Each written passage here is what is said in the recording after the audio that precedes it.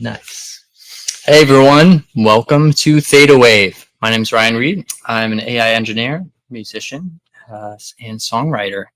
And I'm here with my co-host, Jacob Holland. Hey guys. Jacob, do we have any updates or anything like that today? Wow. So last week we did our first research paper episode, which I think went really well. I think it was awesome. We talked about, E0.4, which is an amazing new compound that they're seeing if it has any pretty good effects or anything. Today, being used to treat Alzheimer's. Alzheimer's, yes. And we are also looking at something similar, though this one has a lot more to do with, while it does have stuff to do with Alzheimer's, it also has to do with a lot with depression, and, stimulating neurogenesis, the new growth of neurons in the hippocampus. So that is something that we are going to be talking about, but it's going to be a little different, is that we are going to be talking about that in the second hour. So the first hour is going to be a little bit more of a free flow. We might discuss a little bit of EEGs, or electroencephalograms. What are they called? Electroencephalograms. Yes, there we go. It's a really long word, but I find them quite fascinating. I've done some pretty extensive research in them for the past couple of days because, we've had some reason to now. So, you might find some pretty interesting videos coming up in the future. So what we're going to be researching is NSI 189, which is really cool because it rhymes. So it's really easy to remember. I didn't actually realize that it rhymed. Like whenever I said it in my 189 head, it never rhymed, but I guess it does. So that's how it's pretty easy for me to remember. NSI 189. Yeah. But also, what's really interesting is that I think in 2021, they changed it from NSI 189 to Alto 100, which doesn't rhyme, which I think is kind of stupid in my opinion. Yeah. I like NSI 189 more, so I think we can call it whatever we want. Yes, if we ever try this stuff in one of our videos, we're going to call it NSI 189 because 100%. It's a little catchier in my opinion. So anyways. Wait, what did they call it? Alto 100. Alto 100? I don't even know what it stands for. That's like, what do we call this drug that treats ADD? I know. Tenor 250. It's like, why? It seems so arbitrary at that point. But maybe it's just because I don't understand it. And so maybe there was some changes over time that led it to have the need to have that name. Yeah. I just don't know what that would be, personally. I don't either. Like, what is it? Seems very ambiguous for what it is. I'll have to ask somebody. Ask them. Yeah, ask the guys who changed it. You're like, I just have one question to you. Why did you do this? One question to you about your new drug. What's up with the name? Yeah, come on, man. It rhymed. It was awesome, easy for people to remember, and we could have sold it a lot better. Sold it. Sold. We could have sold it. We could have sold it. It's more funner to sell it. Yes. It's way more funner. Well, it's actually the funnest. Funnerist. Hey, funner is a word, so that's all I'm saying. We've known this for a while now. Come on. It's been added to the dictionary, so I have a right to say funner. And sell it. But so, how's your week been going? Oh man, my week's been going pretty well. I've tried to figure out what classes I'm going to be taking next semester. So I've changed my associates. So a year ago, when I first started, I was going to be a marshal, U.S. Marshal. And that's what I wanted to do. Yeah. Well, it was more like a year and a half ago, I would say. And so that's kind of where I was going. And so my parents were like, oh, we'll put you in the, criminal justice, Why system. did you want to be a U.S. Marshal? I don't know. Well, actually, it was because I wanted to stop human traffickers. And I knew that was something that could have been done. And that was kind of the easiest way to do it. And so I was like, sure, I'm going to try this out and cultivate my stopping human trafficker pathway there. And then I kind of realized how many already sturdy, already well-founded corporations there are that are already doing that. And so I've kind of changed it a little bit to be able to, instead of, actually going in and stopping the guys, but acting as an intelligence agency in the heart of Houston. which is what it's going to like double as a ministry, helping people, but also gathering information. And I mean, this is going to be a while in the future, right? Because look what we're doing. This isn't something that I'm working towards now. It's just I'm making plans, and I can't really talk about it too much because it's like, oh, what if my ops hear this? What if all the pimps are listening to our podcast? Dude, this is a very pimpy podcast. I could see pimps liking this podcast. That's what I'm thinking. I mean, come on, neuroscience, AI, machine. I mean, every pimp I talk to is all about the neuroscience. Yeah, all my psychology, philosophy. Yeah, they can't shut up about neurogenesis. I know. So it was actually my pimp that got me into it. You're the one who pimped you. Yeah. Like, hey, come over here. I'll give you a break today. You go research this for me. What's gonna go on? Yeah. No, that's actually fair. Sadly, my pimp kicked me out, so so he left me on the streets for nothing, and so I was gonna go get some revenge, but now I'm like, wait, I actually found purpose, in neuroscience. So I'm going to change my associates. So we'll see what I do. I might do one in biomedical engineering because that's an option. That's fun. I know. I saw that and I was like, ooh, it's gonna be hard, but it looks so amazing. Man, that would be a toughie for me trying to decide between neuroscience and bioengineering. Well, I can get an associate's in biomedical engineering and then transfer over to like finishing my bachelor's in neuroscience and then do a master's program. Okay. Yeah. So it's like I'll have like biomedical engineering and neuroscience in one. So it's it kind of sucks like that you have to it sucks that you have to use the college degree system for something like neuroscience. Because like for me as a machine learning engineer, like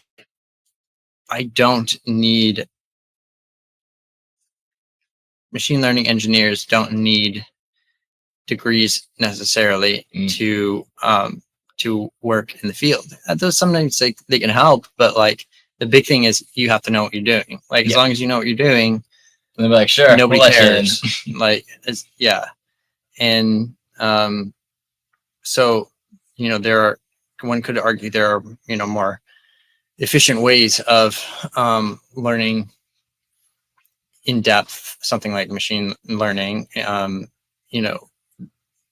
That don't involve going to college and wasting a lot of unnecessary time on stuff that you're not going to utilize.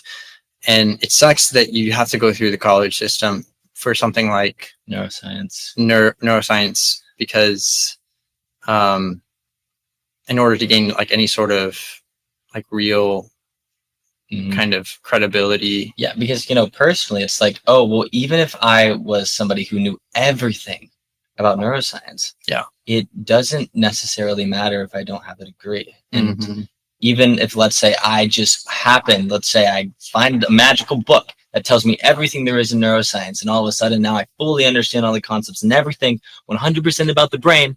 If I don't have a degree, it's not going to matter. Nobody's going to listen to you. Nobody's going to listen to me, especially because probably it would be so incredibly complex. They're like, this guy's just making it up. Yeah. You probably could eventually get people to listen to you by showcasing what it is you're talking about and working on making it understandable for them. And but you're right. Like initially, if you were to just go up to them and tell them what you found, they'd be like, who are you? Like, just some guy, without any degree, and like, oh, get this dude out of here. He doesn't know what he's talking about. And I mean, to be fair, I have actually seen some of the emails that some professors get from people who don't have degrees.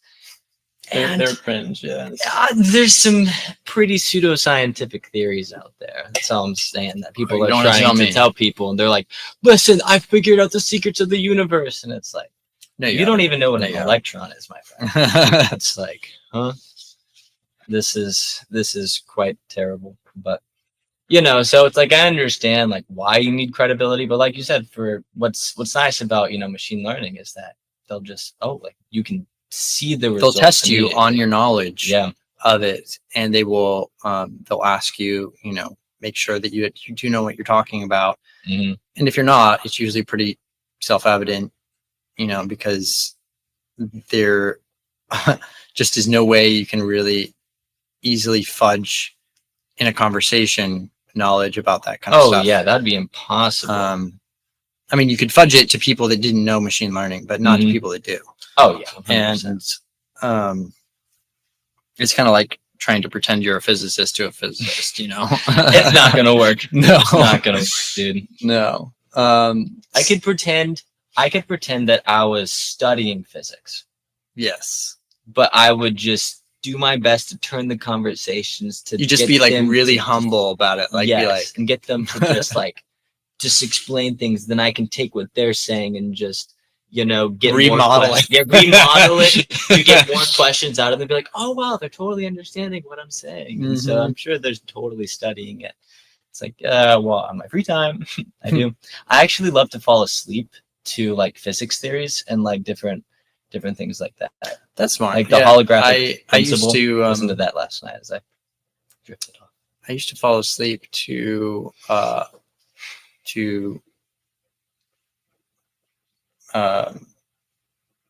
mathematics principles. Like not because I found mathematics super interesting. Quite the opposite.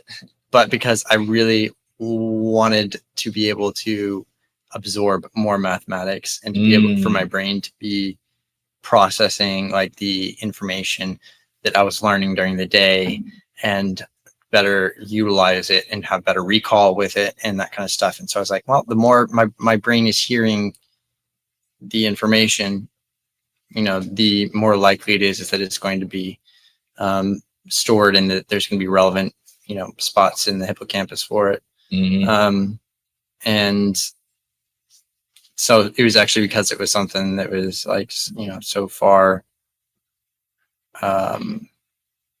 outside of my kind of comfort zone. Because believe it or not, I'm not naturally a mathematical, I don't have a naturally mathematical mind. That was something that I built later on as an adult. And for several reasons. One, for just logical processing and emotional processing. But two, because it was necessary for what it was that I was wanting to do. Could you expand upon how it helped with your emotional reasoning? Mm-hmm. Because that's interesting. Usually we think of mathematics and when we think of logic, and it's like, well, if you think about the brain, logic and emotions are so infused and interconnected with each other. So that's why you have some people who often have very big imbalances when they have too much emotional apathy or they have too much logical reasoning. It can get them in trouble, you know. And it's actually a balance and interplay between those two. And it's interesting how mathematics helped with that. And what I found, like being on both sides of that fence, too much emotions, too much logical processing, is that for me, when I had too little logical processing and too much just raw emotion dictating things, I not only was not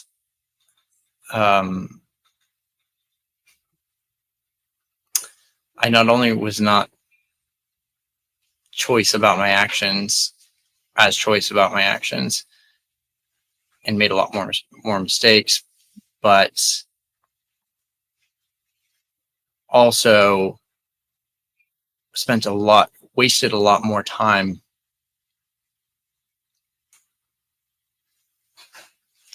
with the chaos that the emotions caused and indecisions that the emotions caused. However, on the flip side of that, the too much logical processing, there was one element of similarity in the problems that it caused, and that was that it also caused a difficulty in making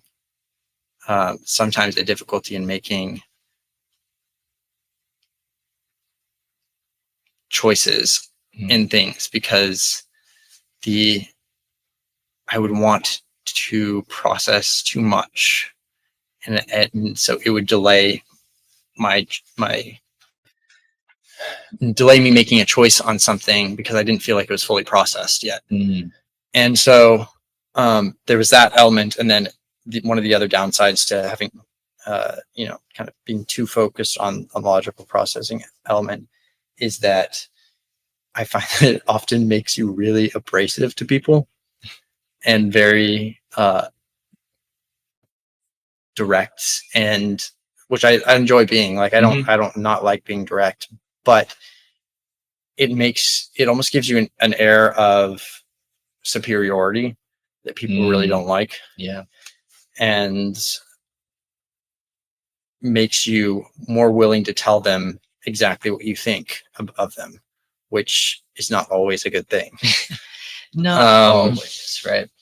And so there is some sort of a healthy balance between them. I think the key for me was being able to allow myself empathy, but like a limited amount of empathy, but not lose my logical emotional processing abilities. And so it allows me to be more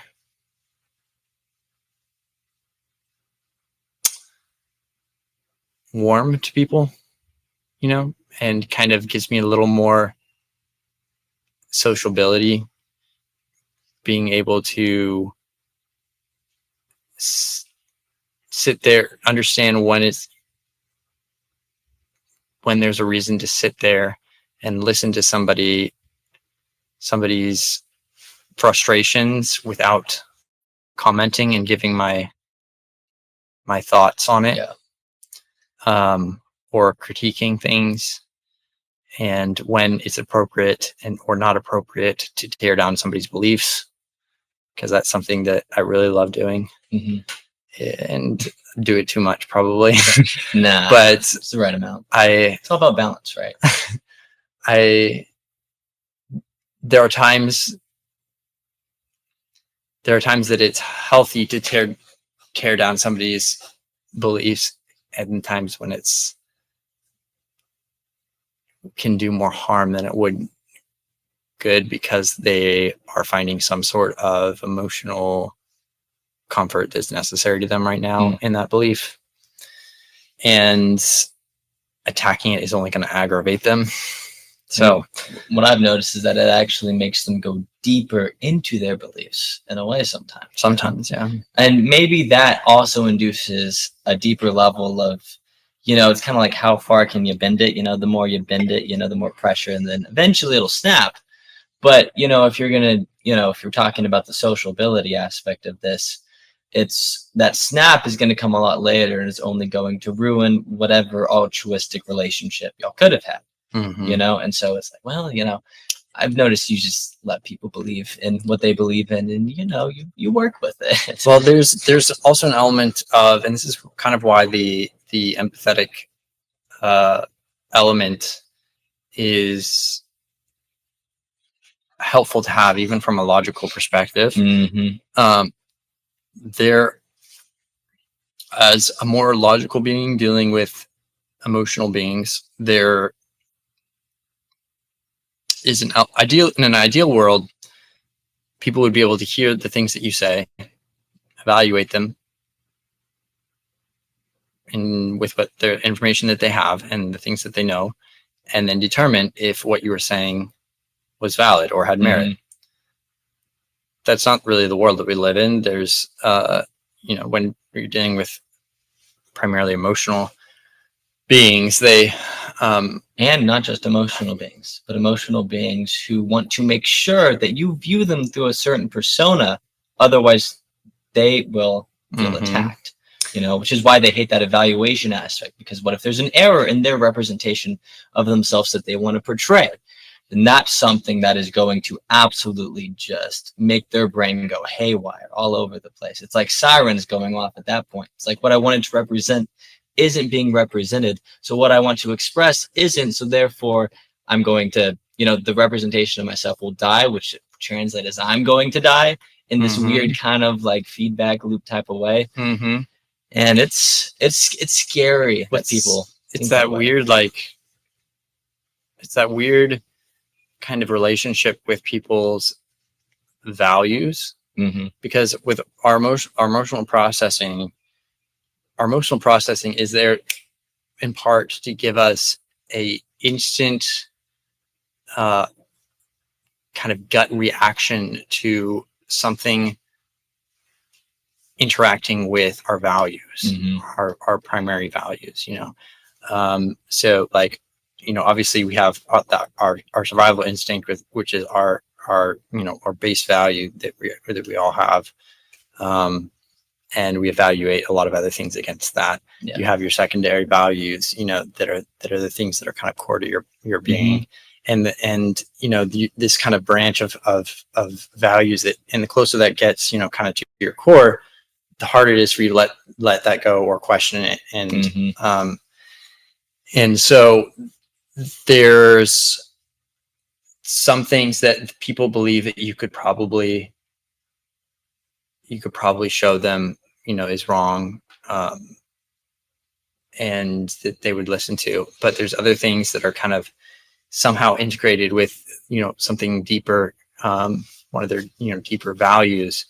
And that becomes much harder, because when they feel like they're being attacked, it immediately is going to add to that emotional defense mechanisms. It's like, okay, this is a value I need to protect.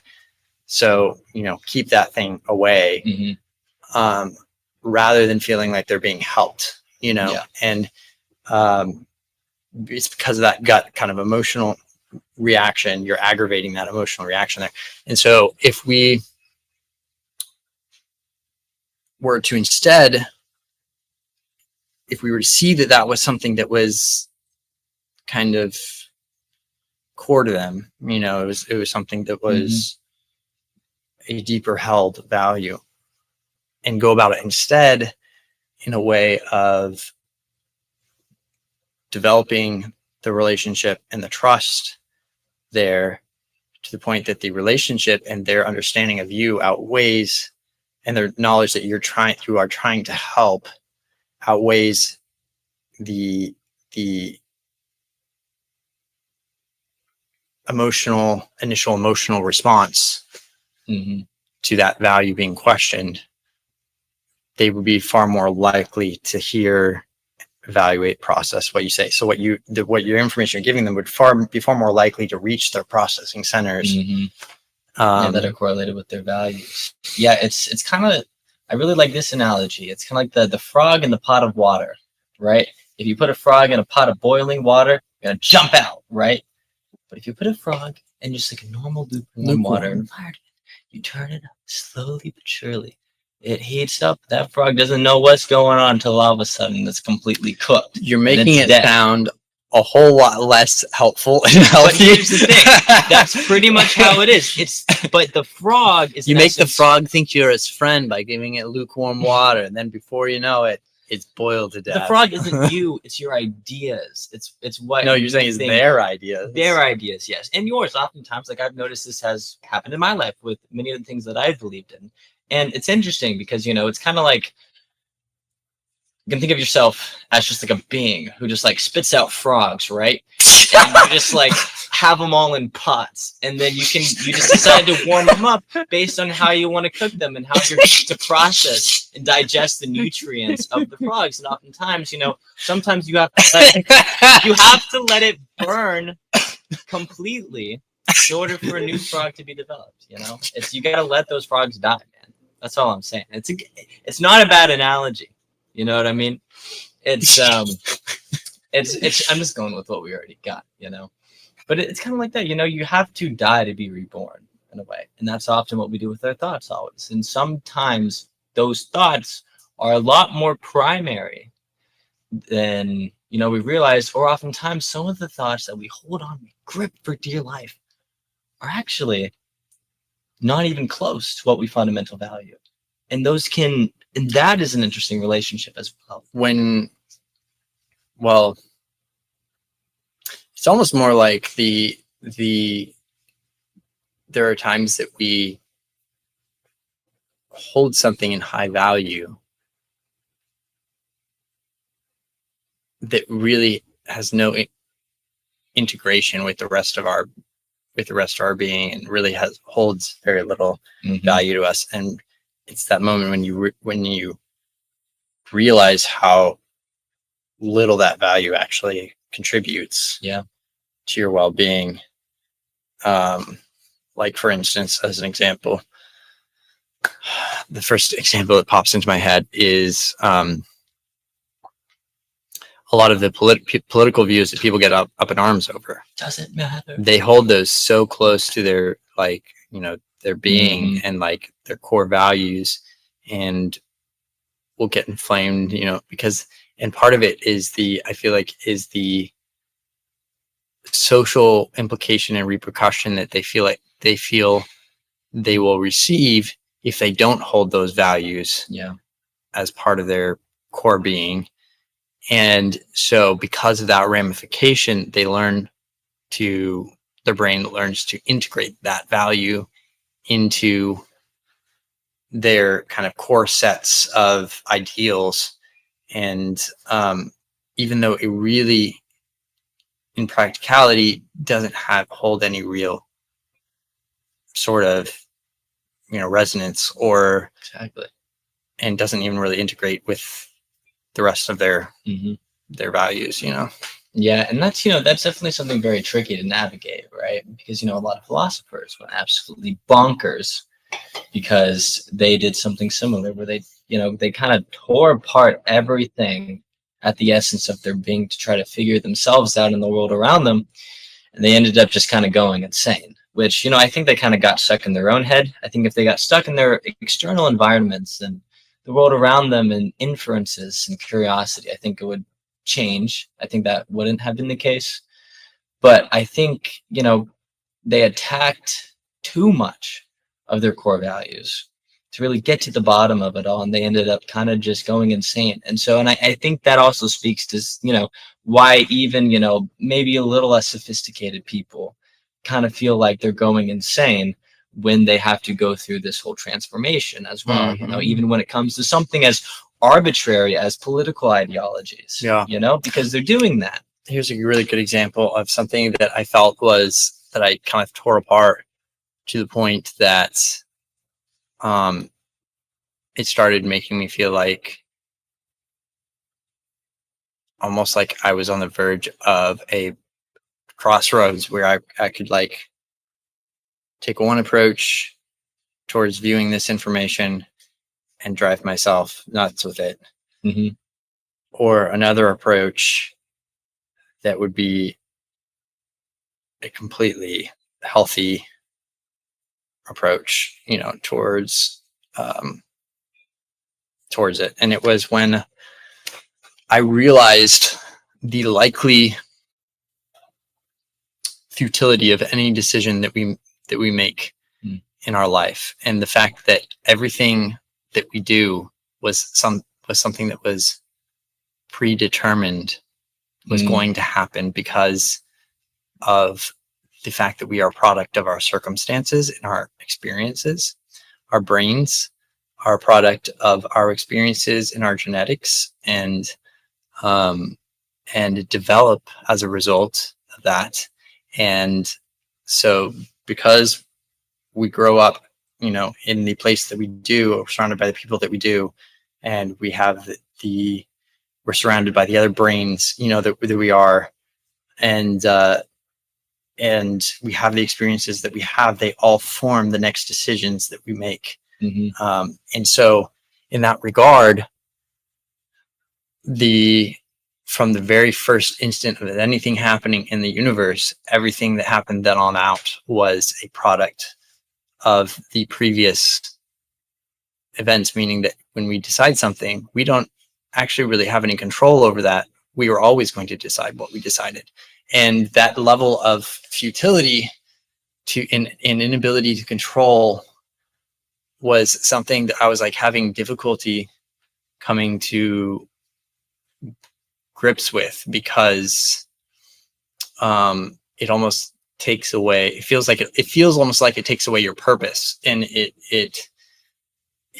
is something that I emotionally rejected, kind of, not mentally. I didn't mentally reject it. I knew it was, true, but emotionally I was rejecting it as something that was taking away my ability to live life and or I guess live life the way that I wanted. And so I was kind of at the crossroads of like I either completely reject this and choose to live in ignorance, which is not who I am, so I'm not going to do that. I look at this as as meaning life is ultimately futile and without purpose, in which case that drives me insane. Or I simply view this as a interesting supplementary information to give context to the realm that kind of exists beneath the life I live. Mm-hmm. And don't let that dissuade me from the curiosity and interest of life, but simply kind of view it more like I am riding a rapid down a river. Yeah. I'm riding like this river, and it's taking me with it. And I don't really have any choice where it goes, but it doesn't mean it's any less interesting. Mm-hmm. You can swim better. You can become a little more one with the water, if you will. From a, I know that's a very Eastern way of looking at it, but I think it's a very good one. And what's so fascinating, the reason why we have such a reason to believe that we have free will is because the patterns innate to our experience and the potential harmonizing with the external world is so large. There's such a large amount of potential ways for us to live. And so we think fundamentally that same potential is what characterizes the essence of who I am. And I, as an independent agent, have the ability to navigate it. And to some degree, that is true. But from what you're saying is still fundamentally true as well. So how do we understand this? How do we come to grips with both of these different conflicting aspects of what we know to be true? Well, it ultimately kind of delves back, I think, to our inability to fully comprehend time. Mm. Because in our sequential kind of existence, to us, and this is just, I'm kind of theorizing that there's more to time than what we perceive, because it seems like there is on all the different regards. But when we make choices in life, there are outcomes. And so we want to feel like our choices are our own and that we can control what happens next. But in reality, because of the sequential nature of our existence, and that we are a product of our sequential experiences in this one-dimensional timeline, we don't really have any real choice there. We are making choices, but we don't have any options, so to speak. And so I think it's our kind of inability to fully understand that kind of nature and concept. Like, I think if we were say there was 2 or 3 dimensions of time and we were able to perceive all of them, that would be a lot more comfortable for us because we'd be making all choices at all times. Yeah. You know, and would be able to experience all outcomes, so to speak. Mm-hmm. And maybe even experience a moment for eternity. You know? Yeah, I mean, like the which is such a and you could go to the moments. You could go, you know, you go to the whatever moments you wanted to go to, and exist in all of them or none of them. You know, and it's like it's for us as one-dimensional beings. I feel like we just have certain limitations that are inherent to our kind of existence, and those aren't always comfortable to. And you know, maybe that's why we don't see aliens. Maybe True. because they're experiencing one moment or all possible moments in one fine. But why wouldn't they point. choose to experience my moment? Maybe they already did. Well, I wasn't there for it. Why didn't they invite me? Yeah, that's an interesting concept. You know, what would it be like actually interacting on a one-dimensional plane with beings who interact with us on a two-dimensional time plane? Can they come down to our level of sophistication? I mean, I think so. I assume so. Yeah, but I just wonder what that would look like from our perspective. You know, well, it's kind of. I feel like it's kind of like trying to imagine as a 2D creature what it would look like to have a sphere interact with your plane of existence. And I guess similarly, but on a whole lot harder to comprehend level, a 3-dimensional, you know, object interacting with a 4-dimensional object. The which, I mean, ultimately in a two-dimensional world, interacting with a sphere, it would just look like a line. In fact, it would look, no matter where you went on it, it will always look like the same length of line if it was a sphere. Yeah, that's true. It kind of reminds me of when I was watching. Because if you think about, hold on a second, if you think about a square, because of the different angles in the square, if you were to walk around it as a 2-dimensional creature, the lines would start being different lengths. The sides would start looking like they were different lengths until you got to the corner, in which case it would look like it was kind of just a dot if you were exactly staring at the corner. And then once you got over, you know, kind of traveled more around it, you'd start seeing more, like you get it from the dot point, and then you would see like a small line. It'd be like a very small line, and it'd start getting bigger and bigger and bigger and bigger and bigger. Yeah. Yeah, I guess we can't necessarily conceptualize that. So it's like where we are. If we think about that, like in the concept of time,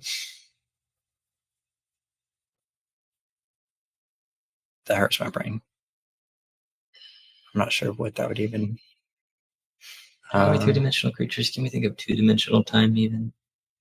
Well, how would it look like if a line intersected with 1-dimensional?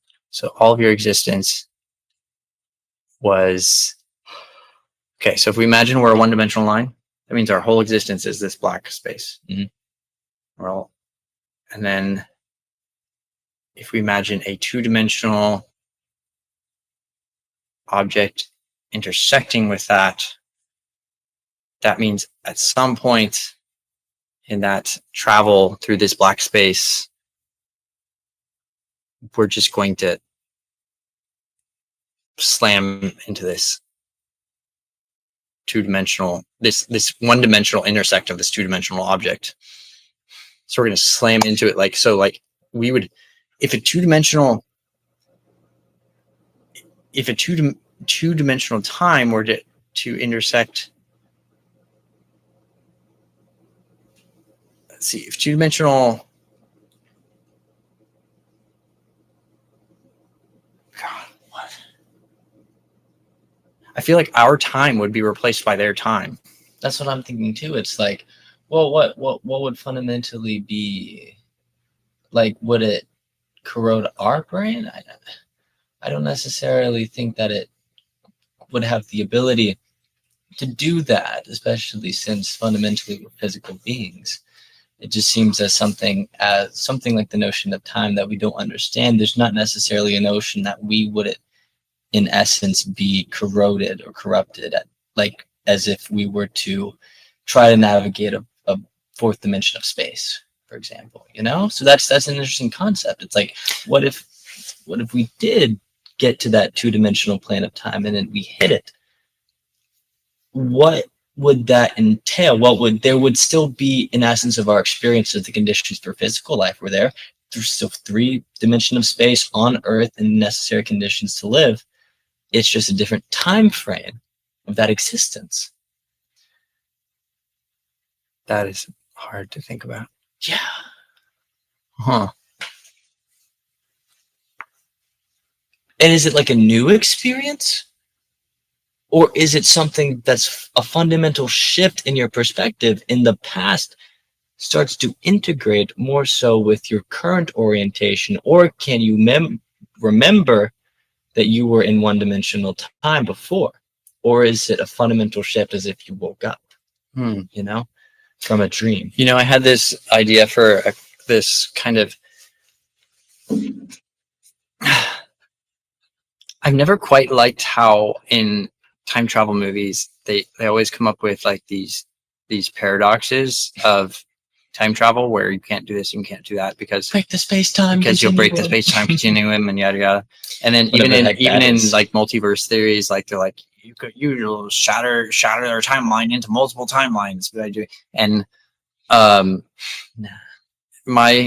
came up with like this kind of way of visualizing why I don't think that would be the case. Which, if we imagine our timeline that we're living in as a gradient, so let's say from the very beginning, we all have, we'll imagine our timelines as individuals as strings attached to us, right?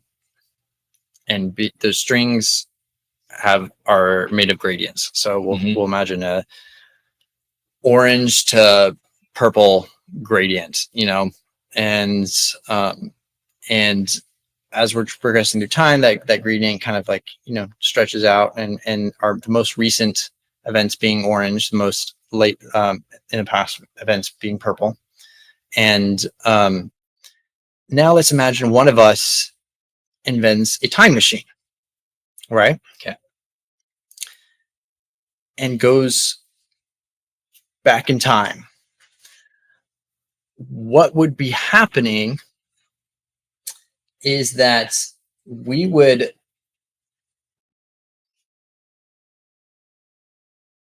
me make sure I get this right.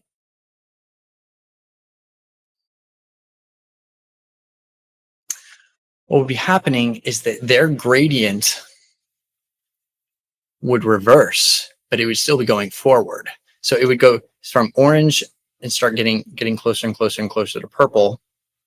So the rest of the world's gradient we're at orange is our current space time, right? So we've got purple back here, aligned to orange, which is our present. We would still keep going forward, but that gradient would go orange and start getting closer to purple as we traveled. For us, we traveled back in time. But for us, our gradient would continue. Yeah. Oh, 100%.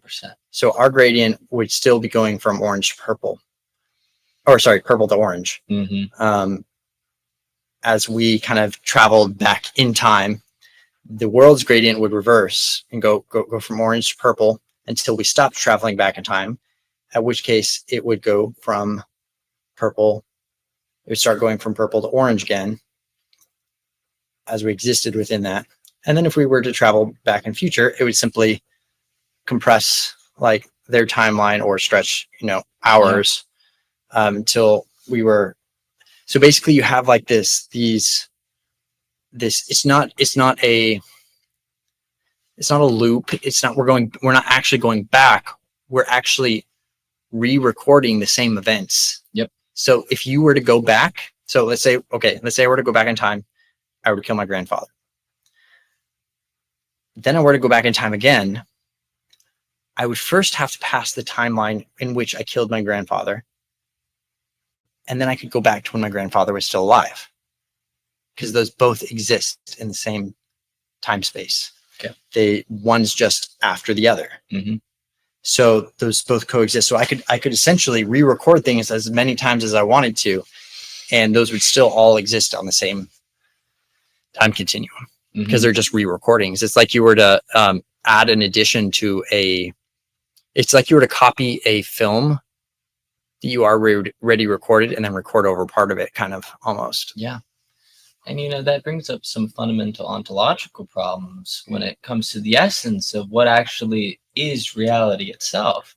Is it all, like you said, if we went back in time, would it just be this loop? Or, if you were to say, let's say we do in this reality with what we know, somehow we figured out how to, travel back to some event in time, whether that's, on the same space-time continuum, or if it's, kind of like you said, just like recording something over the, the time, and everything else still plays out the same.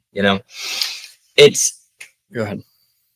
It's kind of what I think that this actually follows in line with what you're saying with the many worlds interpretation of quantum mechanics. It's like when we measure the electron, before we do it has a spin up and a spin down. And so when we measure it, well, why did it choose one? It's like, well, actually it's a split in a different world, in a different universe, a different dimension, whatever you want to call it. There actually was a spin up, even though you observed a spin down. And I think that if we were fundamentally to go back in time, it would be a different reality in and of itself. And there wouldn't, if you were to navigate that level of potentiality, you could see potential outcomes that did coexist with that new timeline you created, but would be different than the one you came from fundamentally, because it's a different universe in and of itself. Yeah. I think that potentially, I don't think that those two things, the way that I'm describing it in the multiverse theory, I don't think those two things should be viewed as the same. However, I do think they could coexist. And here's why. Like, if we imagine our time as a one-dimensional line, by going back in time, we're not going back on the line. We're not reversing it and going back here. That's not happening. We're re-recording the same stuff over and over again as we continue down this line. So it's always, we're always continuing down the line, and we're just re-recording things. And so I think that can coexist with there being like an unlimited number of lines in 2D space or 3D space. There could be, I guess, 2D time or 3D time, but so there could be many worlds theories, meaning many, like an unlimited number of those one-dimensional lines that had the ability to do that. Yeah. And there could even be the potential that that timelines exist across them. And but the key element there is that we imagine time as almost a stretch of film, an unlimited stretch of film that we record 3D space onto. And so if we were to go back in time, we would still be recording onto that film, but we would be recording 3D space backwards. That's interesting. Now, let's say you traveled back in time, killed your grandpa. If someone else from a different timeline, not different timeline, but someone even farther in the future, went back to the time that you killed your grandpa, would your grandpa be dead? I wouldn't know about it because they were further in the future than me. So that new timeline, that new version of the past timeline would be recorded after them, not after me. So if I were to exist long enough to reach their timeline and reach the point when they did that, then and I wasn't a part of going back with them. I didn't go back with them. So I was experiencing the regular time continuum. Then I would get my time reversed back to that, I guess, before I even existed, if that was killing my grandpa. And then it would be a re-recorded version of that where my grandpa was dead. And as a result, I no longer existed. So from then on out, I wouldn't exist. There. But from your perspective, in the time that you were, would you still be there? Like, where's the navigational aspects when it comes to the dimensions of different time continuums? From my perspective, once I reached the point where he went back and killed my dad, I wouldn't know the difference. Like it's almost impossible to imagine how that would look like, because that timeline, in essence, at that point, I still lived that timeline, but at that point it blinks out of existence. So I never finished my existence. Okay, I'm following. Yeah, as much as I can, obviously. So it's let's say there might have been, okay, we'll use this as an example. Let's say initially in our timeline, I had 3 brothers. Okay. In the future, my brother makes an enemy of somebody who then travels back in time and kills him as a baby. Okay. Horrifying, but he does. Very sad. Condolences. That at that point, once we reach back to the time when he was supposed to be born, I now have my current life that I'm living, which is the one without him because he was killed. I don't know the difference. I see. So it so integrates back into your current orientation. Yes. And so like that also would mean though that I did live a life, a part of an existence with him as a brother. Why would you not experience that one?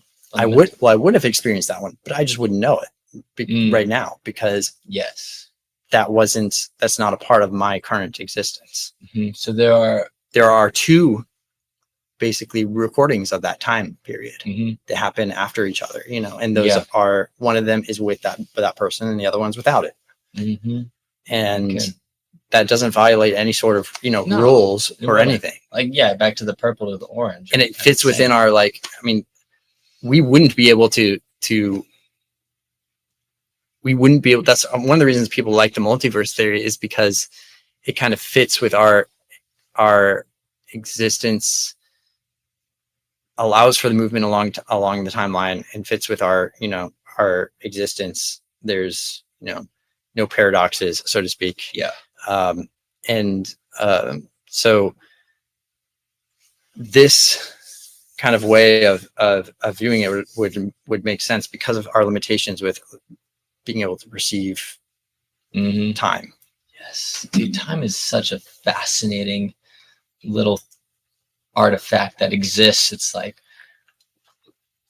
it's the reason why we can experience this, what we do, but it's still not understood in a way that would satiate the human mind and curiosity in of itself. And I think we understand pretty good amount of it. I mean, there's some great physicists out there who really have a good grasp, but even then there's we just don't have the ability to measure enough to be able to understand. Like there's elements that, as far as I know, are still under exploration. Like, how does the gravity time space interaction work, and like what causes, like fundamentally, what causes there to even be an interaction, and and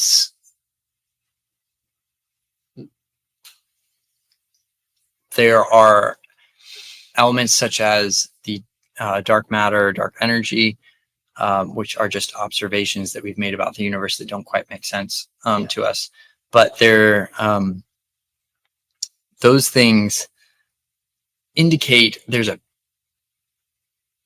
pretty good piece of the puzzle that we're still missing. And I think it's likely because we don't have, at least currently, the ability to measure those things. Now, there is the possibility that we could use quantum physics as almost a bridge between dimensions that we can't perceive if we can figure out a way to properly utilize quantum physics in our current dimension. And that's so, nice. because what it would appear to, at least my understanding, what I know of quantum physics, what it would appear is that that things in the quantum realm they exist in some other form of reality than we know. Meaning the most likely scenario there is that they are interacting with one other dimension. I don't know, it could be more, but if that were the case, that could be a way of communicating and interacting with other dimensions, and then possibly as a result measuring, which could give us a better understanding of how our current dimension works. Which, it's interesting in relation to like quantum computing. I was listening to physicist Brian Greene. I'm sure you've heard of him. Great guy. He's a string theorist, though. Yes, he's a string theorist. Are you not very loving of string theory? No, I mean it's to kind me of makes sense. To me, they've been trying to force this thing for so long. They've been trying to make it work. But it's an elegant thought, and it is a good try. I say that and I sound so haughty because I'm not a physicist. However, from what I understand from other experts, a lot of other experts' perspectives on the subject, it's not been working. Like they haven't been able to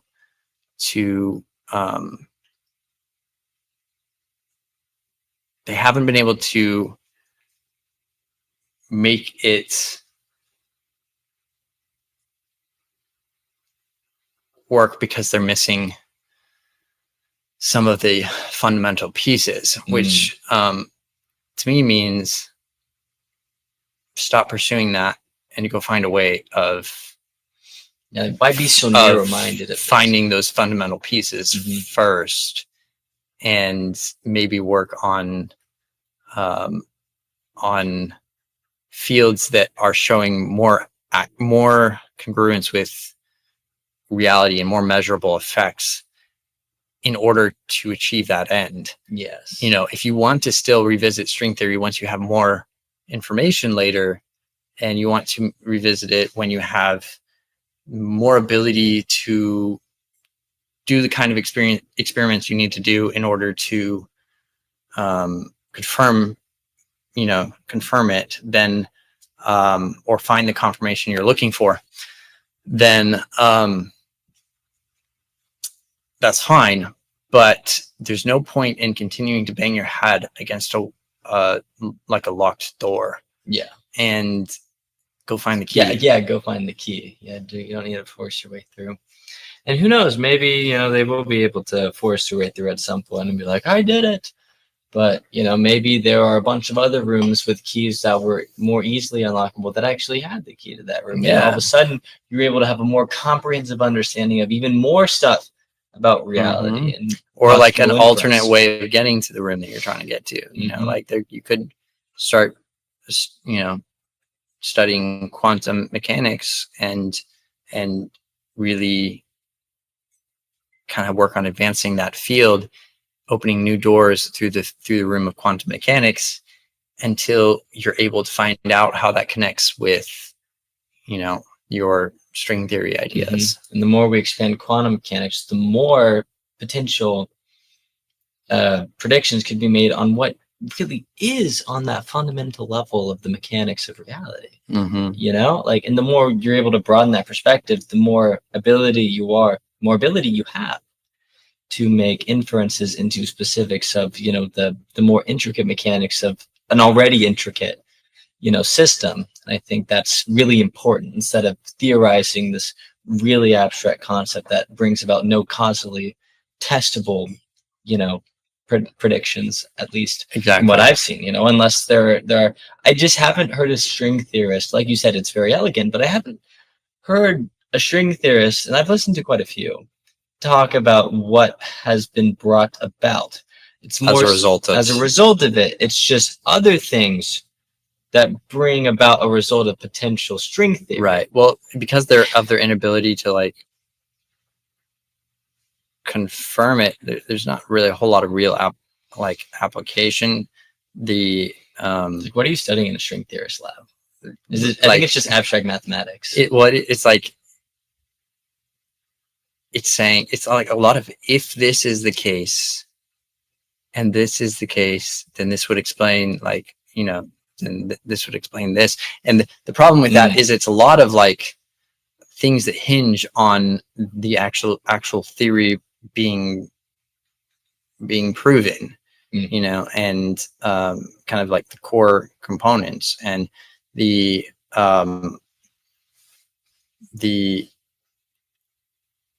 difference between that, at least to my knowledge, and quantum mechanics, is that quantum mechanics is less in the it's less a theory and more of a field of exploration, where they're not theorizing about always, and they're not, you know, primarily theorizing about how to make this field work in concepts. They're actually testing and measuring things in order to make those determinations. And so, you know, again, that's my limited knowledge of that. I'm not claiming, you know, to be an expert, but I do enjoy looking into those things and listening and understanding them. I mean, their way out is like, we can't build machines. We don't have the technology to prove it. That's the only reason why. And it's like, okay, that's, I mean, true, but maybe let's work on other things that'll bring about that technology, you know, instead of just like there's, it's like trying to, it's like, it feels like kind of like trying to plan a vacation destination without a mode of transportation. You know what I'm saying? Sorry, can you repeat that? I could tell you blanked out for a second. Sorry. There's multiple things going on in my head right now. It's kind of like trying to plan a vacation destination without having a mode of transportation. Yes, that's exactly what it is. It's like, what's the point in theorizing about what you could be doing, you know, or what this experience might be that you have, if you don't currently have the means of getting there. Yeah. You know, it's fun to think about, but it's not a worthwhile way to move the fields forward, you know? Yeah. It's like you're in the heart of Texas, or in like the heart of just like North America, right? And you have a pretty good grasp of, you know, kind of what's in the center of Canada and in the center of the United States.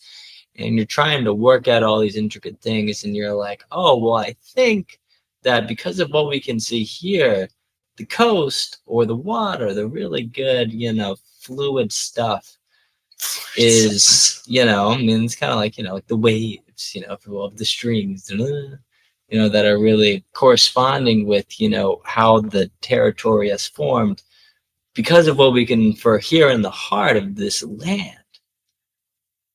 We're going to be able to know what's over here. And it's like, well, not really, like you said. And we have no transportation to get out of this territory either.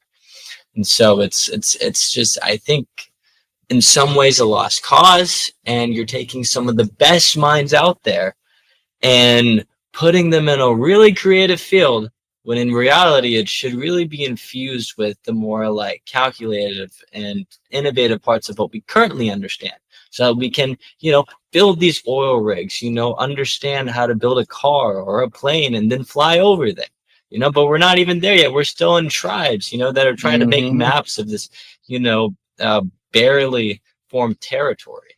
Yeah, You know that's what I true. mean? Yeah. So, and they're insanely smart people. It seems like It's the like, best aspects of themselves are in the worst place possible. yeah, it's like, Not the worst, but consider what we knew of space before we were actually able to go visit space yeah. or even really look at space, Mhm. through any detail. Like us as just beings looking up at the sky, like what did we think of those things? There were observations that we could make that seemed to be pretty accurate, like as far as the rotation and paths of celestial objects and whatnot, and kind of conclusions that we could make from that were accurate. But beyond that, there wasn't much understanding we could gain of the universe and how it works. Mhm. And it feels kind of similar to that in a way. Mhm. No, yeah, Just for sure. a don't spend your time looking at the sky and thinking about what could be. Build a spaceship and go Yeah. there and check it out, kind of thing. Anyway, we are at our 10-minute break point. And we will be back here and revisit you guys in 10 minutes or so. 10 minutes. And we will have our research paper for you at that point. We're going to go over. We're going to kind of summarize and give you the down and the low for NSI 189. Mm-hmm. And or Alto 100. well, yeah, we pretend that name doesn't That exist. doesn't really exist. All right, so we will see you guys then. See you Stay then. tuned.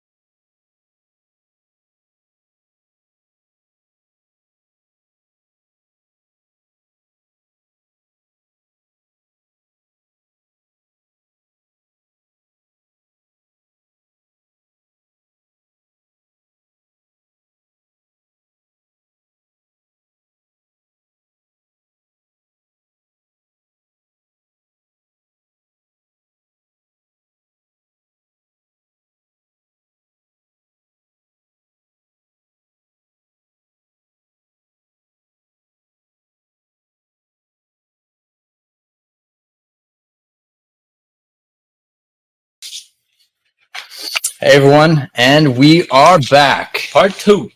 Part 2. All right. And we're going to introduce this section with our kind of opening with our NSI 189 research overview.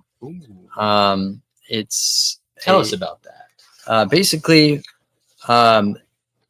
it is a novel neurogenic compound that has been studied recently and is showing promise in treating several different types of depression and other conditions.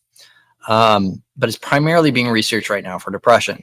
It's kind of unique in that it works differently from most of the other antidepressants out there in that it causes neurogenesis, and it kind of treats its depression through neurogenesis, and specifically neurogenesis in the hippocampal area, so in the hippocampus. So it's overall is completely unique in its ability to treat depression in that way, because most others don't have anything to do with neurogenesis. They usually will try to treat symptoms and neurochemicals. Yeah, that's something that I was actually going to mention, is that, like traditional antidepressants, they modify neurotransmitters, that's kind of what they do, and that's how they kind of treat that depression.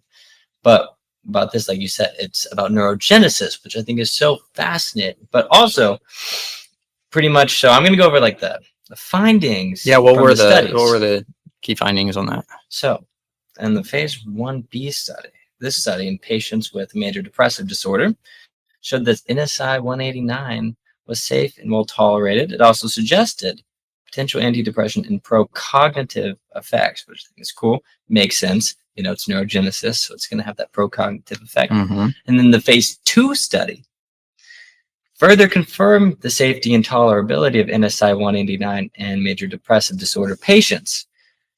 Now, it also showed major improvements in depression symptoms compared to placebo.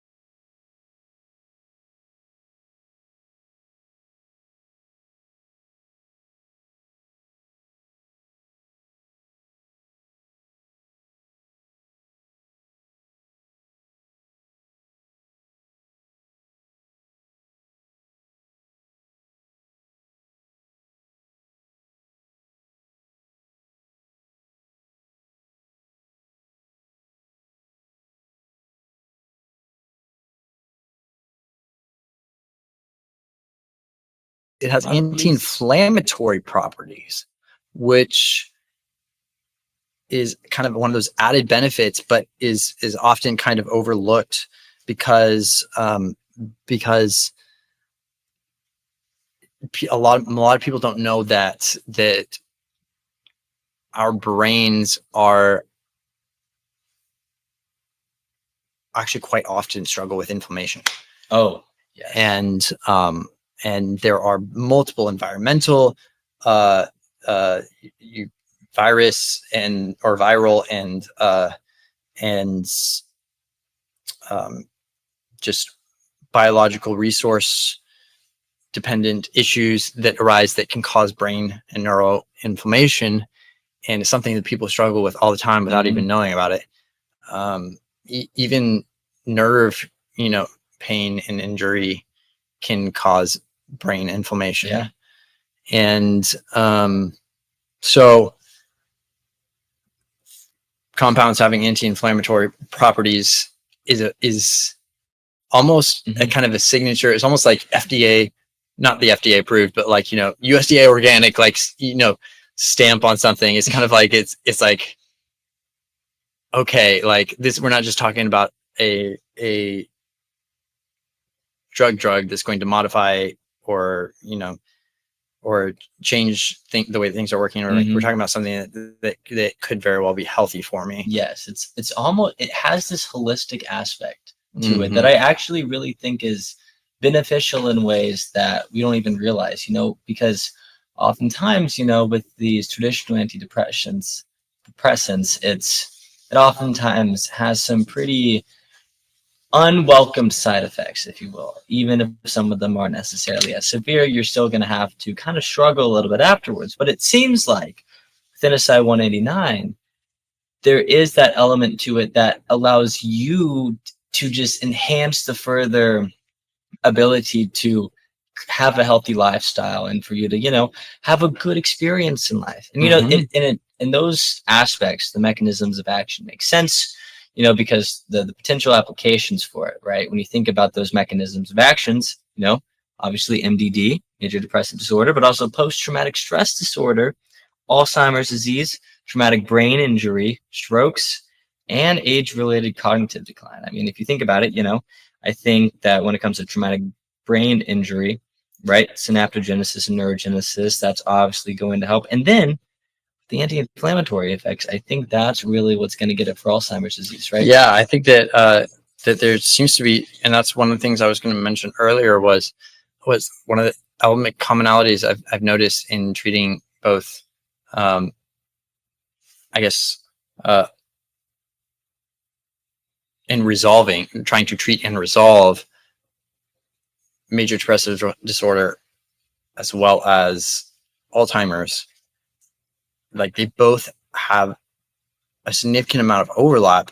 They both require neurogenesis and the preservation and protection of existing neurons, which is interesting to me. Like, that those two, while one is like wildly debilitating, and that it's like actually removes your ability to function and move, the other one is also debilitating, but in more of a lack of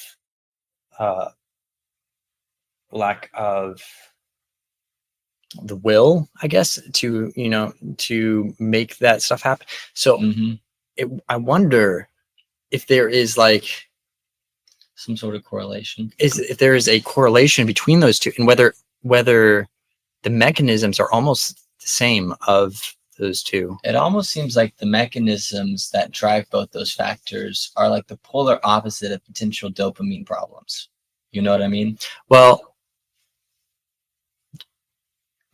Parkinson and Alzheimer's have a lot of overlap, and Parkinson's, I know, is caused by the degradation of dopamine neurons. So yeah, you're right. Dopamine, I'd say, is actually, if anything, it'd probably be the opposite of that. It'd be that, like, they both have a lot to do with it. A lot to do with it. Okay, yeah. No, yeah. The more I thought about it, I think what I'm thinking about is the way to get there is a little bit. Well, you're thinking probably that because of the fact that a lot of a lot of treatments for depression work kind of on the serotonin, serotonin level, and address that as the neurotransmitter of choice. But so depression is often associated with, I think, serotonin, or maybe lack of serotonin. I really don't think that's. I think what they're doing when they treat that, and this is the reason why I'm not a fan of antidepressants, typical antidepressants in general, is that part of the problem with depression is that you have the lack of a lack of will, almost, to do things. Treating serotonin is not the resolution of that. What you might make them feel better through that temporarily, but it's like giving the reward without the action. Serotonin is something that comes as a result of dopamine causing you to achieve something. And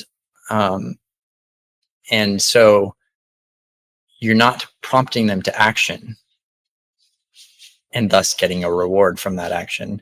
You are rewarding them for doing nothing, or for almost being depressed. You're putting them into a sedentary state when they're already there and haven't done anything to and it's really those action, that movement towards something that is going to start it's the yin and the yang, it's like I sweep the floor, I get the whole place looking clean, it looks nice, it took a while, but now it's done, and I can just relish in this, and in this dopamine serotonin combo. And you can't, depression, the fact that they're not moving and doing things, yes, there's probably a lack of serotonin, but it's not a lack, and that's the feeling that they get, it's probably the lack of serotonin, but that's not what you treat. You don't treat that, you treat the lack of motivation. And you get them doing things, and then once they're doing things, they will get the serotonin naturally.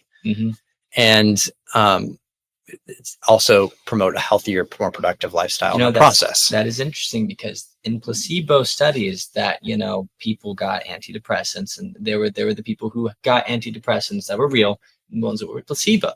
Oftentimes there was actually a bit of overlap on some positive influences on both of them, because what happened is that from taking the placebo, they thought, well, I should associate this with a more productive lifestyle. It's now it's okay, I have what I need to start doing things. And all of a sudden they start brushing their teeth every morning. They make their bed. They do those things that give that kind of serotonin dopamine combo, and end up having a more productive, healthier, better lifestyle. And that's what I actually really like about NSI 189, is that it actually, instead of just promoting the relief, it promotes the action that then brings about a more natural relief, which I think that is something that is huge. If I can enhance my experience working towards a certain goal, I'd very much rather that than just feel relieved at the stagnation that my experience is in now. And I think everyone should feel that way personally. Keep going. I'm going to look for a second. I'm going to look at, try and find my research on what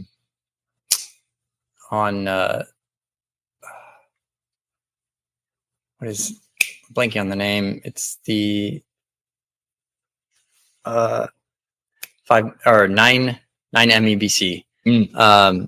The one that stimulates the growth and preservation of new dopamine neurons.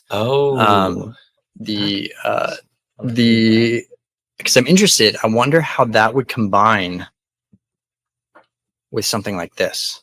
You're right. Because you're creating new dopamine neurons, so you're creating more motivation, and you're also addressing you also create prompting synaptogenesis. So Mhm. you're prompting the creation not only of new neurons to connect to those dopamine neurons, but you are promoting the creation of new synapses, Yeah, between them. between them. Yeah. And I wonder if those two would have a synergistic effect. Yeah, I mean, I think it depends on obviously the person who is, trying to have an experience that takes advantage of the most relevant tasks and abilities to then produce that synergy. Maybe it wouldn't happen naturally. Well, obviously, it would happen naturally within the brain as you do those things. But like you said, there has to be that action aspect. But then when you add that element would create that synergy to even further enhance that experience. I definitely. It's interesting. I don't think fundamentally that we're wired to want that stagnant relief. I don't No, think so. I don't think so. Like, I think it actually bothers us. Mhm. Like, I think it almost is an aggravator to not have the yin to the yang. Yeah. We it doesn't feel. How is it fascinating too? Like, what is it about that we don't like? But I think it's that we have a desire. It goes back to our base desire to survive, Hmm. and the fact that we know that having one without the other is not a healthy way to do that. And having, like, for instance, just having the serotonin, that's not prompting you to take steps to help you Yeah. better survive. Mhm. Oh yeah, 100%. And it kind of follows along with kind of like my kind of theory that I'm developing, which is like, the MISE, maximally elongated informative experiential success. If I were to go by You need that to work on framework, that name. I call it MISE, but it's like if nobody knows what that is, it's like I have to go on the long name. But it encompasses it quite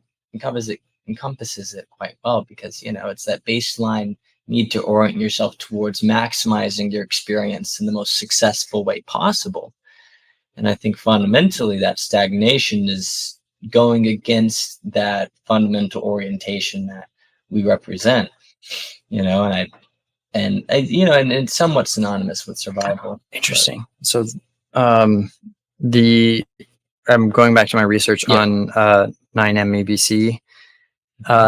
And one thing I forgot about this was that not only does it interact with the dopamine receptors by binding to them, and increasing your dopamine levels, but it also does increase serotonin levels as well. So it increases both of those together, and because it's an monoamine oxidase inhibitor, and so it technically, most of those like act on the serotonin level. This one happens to also interact with dopamine, which is kind of the thing that makes it unique, and increases dopamine receptors. And so that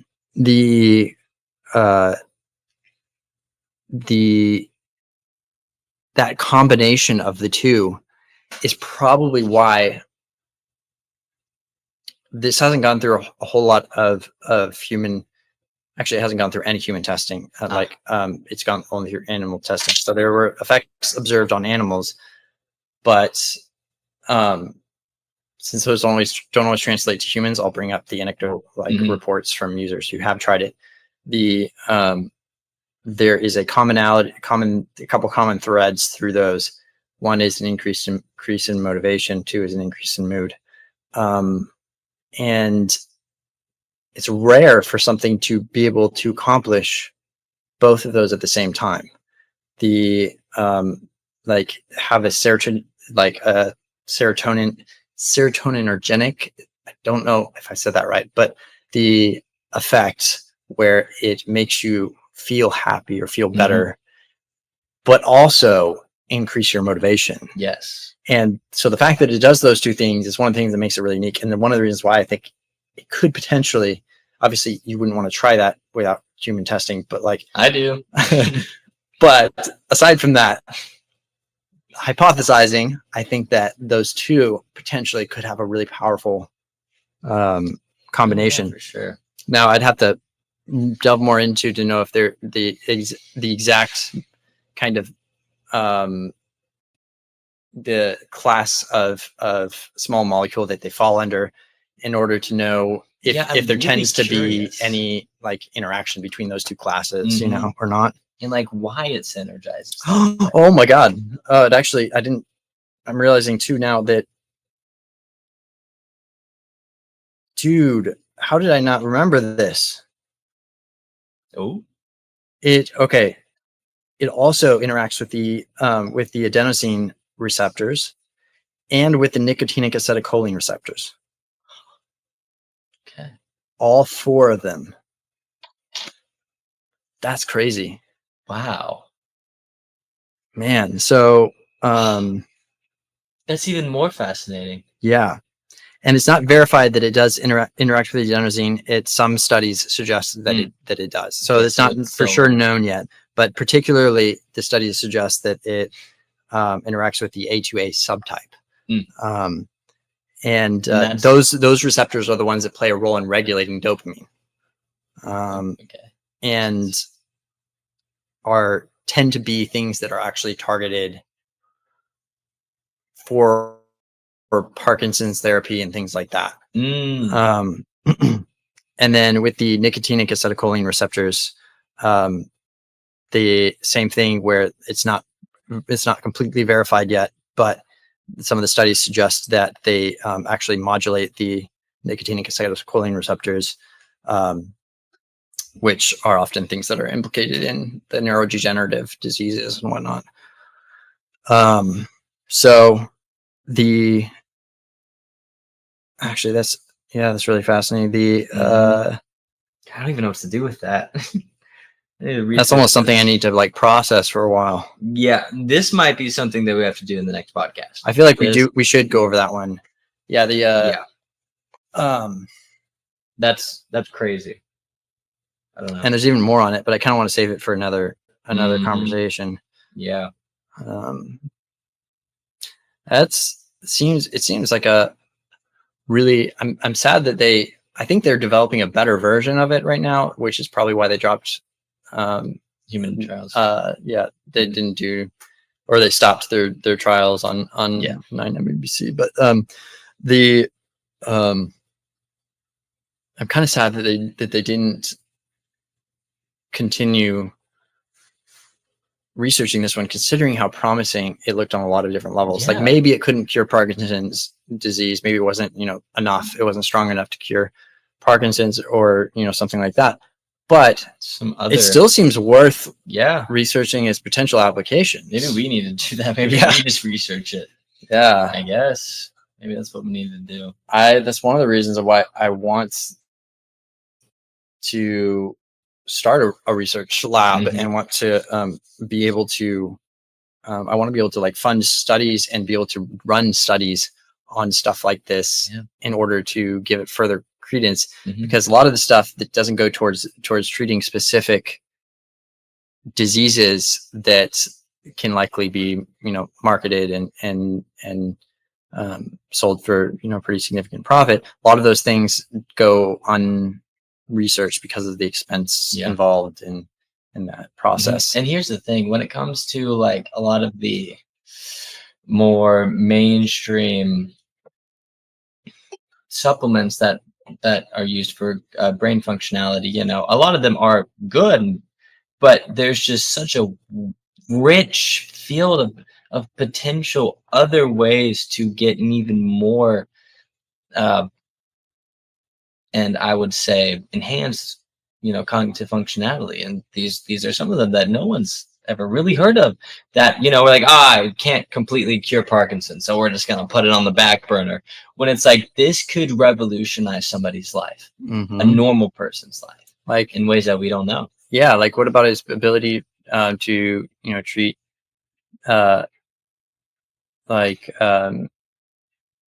depression and what is it, I'm blanking on the name, adodynia or something like that. Adodynia. So it's basically like kind of like the depression that comes with a decrease in dopamine functionality. Dude, yes. I remember literally I see the I know. page that I read. I see. Well, I see the letter, like the shape of the word and everything, and I can't remember exactly what it is. Yeah, I know. What you're It's talking one of those words that I've read a lot and like, but I rarely like would say out loud, and so it didn't really register the actual spelling. But yeah, no, like treating things like that they might not be as life threatening as Parkinson's, but like you're saying, they could significantly improve and alter somebody's life. Mm-hmm. And maybe potentially prevent some of these things from happening. You know, if we think about somebody that has a propensity for a genetic propensity for developing Alzheimer's or Parkinson's, and we have them on these things early on. Yep. Yeah, it might not be able to treat or reverse it. It might not be that strong, but it could stop or slow, the progression, and could prevent things from even getting to a point where they become debilitating. Yeah, that was one thing that really impressed me about J147 was that it actually kept in contact the genetic transcriptomes within the cells within the hippocampus. So instead of it degrading over time, it kept its original state of functionality for enhanced longevity. And that's one of the things where it's like, oh, well, maybe if you have like the genetic propensity to have these kind of proclivities towards degradations and like Parkinson's disease, different things of that sorts. If you never get to that threshold that allows for that fullness to take over, that fullness of the disease to take over, you might actually be okay. So I agree with that. There's a lot of, I feel like in probably in this is probably common amongst a lot of really developed and complex fields. But especially I've noticed in the medical field, there tends to be a element of don't question the way that things are done. And this is the way that we do them. Shut up and calculate. Right. This is the way that we do them. There's not a better way. Stop looking for a better way of doing things. And people just have a vested interest in the current version of the system, which makes sense and is fine. But but it's only by, I feel like, while there is credence to oftentimes things are done the way they are done for a reason, there's also credence to, if you don't question the system, how can it ever grow? And I say that to mention that I see a lot of that in the medical field, a lot of areas of potential improvement and different ways of looking at things, or doing things that go unexplored because it's not financially beneficial at the moment to do so. And, just like an example of like outside the box thinking, I watched a video from this woman talking about her studies on treating brain cancer, and she was able to go about treating it by going at it from a completely different angle than traditional cancer therapies. She was able to find a solution for treating this type of brain cancer by looking at the molecular structure and the components in the DNA that were prompting the growth, and finding a way to develop a molecule that could fit within that structure and block that from happening. And so she basically went through a ton of different iterations of molecule shapes with a machine learning model that eventually found, I think, 3 candidates, potential candidates for it, and then one of which they tested and tried and worked. Wow. And so that's the kind of outside the box thinking and the kind of growth that can happen. Like, think about it, that's cancer. Like, that is something that has been baffling people on how to treat for, ever since we've known about it and what it is. And we've had some success, but it's been kind of like a coin toss almost. Pretty much. And so one person, thinking outside the box as far as treatment goes, and rethinking kind of the mechanisms of that treatment, like, resulted in a treatment for a pretty deadly like the cancer being able to be developed very quickly. So, like, I think there's people like their boxes too much.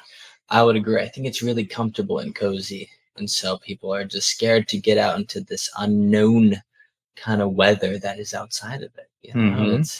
They almost view outside the box as like this abyss that has these dark entities that they don't know how to fight. And it's like, in reality, it's almost as if those entities end up becoming, I was gonna say in a way, and you'll realize that you kind of see the ideas that form outside of the box as almost a community that you build up of ideas that are then able to build a house, an ecosystem, a whole society built. I feel like it's almost like being in a boat on the middle of the ocean. You're comfortable in that boat. That boat is safe. It's the world that and you're comfortable with. There's no danger there. It's a not something that's hard to do or grapple with, just sitting on that boat. But jumping into the water and putting on your scuba gear, jumping in the water, exploring the ocean, we realize the inner, like, the majesty that was underneath you the entire time, and the whole worlds that were underneath you without you even knowing. That you wouldn't have ever known had you just stayed on the boat. And I really I love the quote that's like, a boat is safest in the harbor. That's not what it was built for. And I think that's the same way we are. I think we're created for that creative, innovative aspects of what humans can do. And I think that's fundamental to something that characterizes our physiology and what our genes have expressed in our orientation and want us to do. It's like, well, okay, let's do it then. I think that's important personally. And I think that no matter the results, it will be better than if you didn't do it. Right. 100%. Yeah, it's the same feeling I have about curiosity. Like, without curiosity, what's the point? Like, life feels very dull and pointless when you don't allow yourself to be curious and to question and to love the unknown. I think that's why I tried to coin the term empathetic intellectualist, because if you don't empathize with ideas and truly try to understand them, that innate curiosity is never going to spark, and you are never going to have that intrinsic, exciting experience that is associated with it, because I think that's fundamentally what's going to characterize that dopaminergic surge that starts to happen. It's when that curiosity gets invoked, and that can happen in many different ways. And I think that ideas, especially, are the best way to achieve something like that in a productive manner, and something that is going to, at least with how humans are, the human trajectory, with how it's going, I think ideas are going to be the best way to achieve that kind of that lifestyle of pursuing something that prioritizes a fundamental goal to our physiology.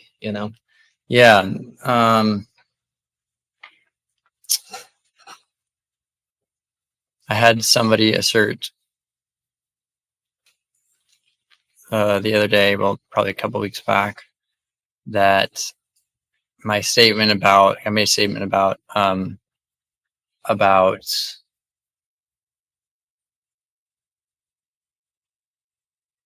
having a passion and a desire for knowledge, and then made a statement about being comfortable and loving the unknown. Mm. And they asserted that that I was contradicting myself with that. And I was like, no, I'm not contradicting myself. Like, I love the unknown, and I'm comfortable with the unknown being unknown because I love the process that and the path that my curiosity and my desire to know takes me on. It's about like that path and the journey to find the answers. So if there were no unknowns and no answers to be found, then I